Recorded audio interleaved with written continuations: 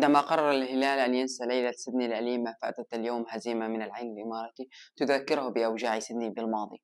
5 نقاط أساسية جعلت الهلال يخسر من أمام العين الإماراتي. النقطة الخامسة: أخطاء مدرب الهلال الجوسي في اختيار اللاعبين وتحديدا ثلاثي الوسط. رأينا عند دخول سلمان الفرج في مجريات الشوط الثاني رأيناه كسب المساحة وسرعة التوازن في أرضية الملعب للنادي الهلال. النقطة الرابعة: مدرب العين الإماراتي والفكرة هي اللعب بمهاجم وهمي ليكسر مسات التسلل لأن الهلال دائما يلعب في الدفاع المتقدم. وأيضا الفكرة الثانية وهي الرقابة الفردية لكل لاعب من لاعبين الهلال. النقطة الثالثة: سوء دفاع الهلال بالكامل. علي البليهي تسبب ب3 أهداف من أصل 5 أهداف.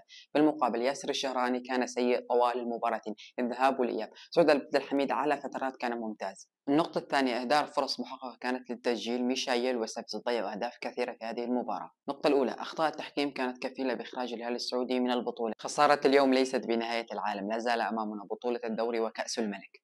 قادر الهلال على تحقيق هذه الثنائية. أسوأ لاعب بالمباراة كان علي البليهي وميشايل على مستوى نادي الهلال.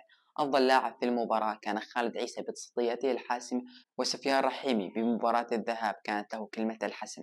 سؤال لك: هل نادي الهلال انظلم بالتحكيم في هذه المباراة أم لا؟